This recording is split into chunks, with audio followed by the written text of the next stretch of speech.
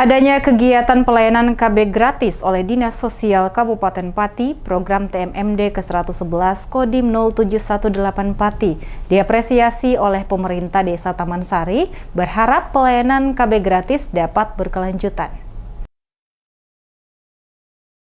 Dinas Sosial Kabupaten Pati gelar pelayanan KB gratis dalam rangka mendukung program TMMD ke-111 Kodim 0718 Pati di kantor Desa Taman Sari. Pelayanan yang diberikan berupa pemasangan alat kontrasepsi jenis implan IUD yang ditujukan kepada pasangan usia subur desa setempat. Rusman Aji, perangkat Desa Taman Sari, mengapresiasi adanya pelayanan KB gratis. Dinilainya kegiatan sangat bermanfaat karena warga desa setempat dapat mengikuti pelayanan KB secara gratis.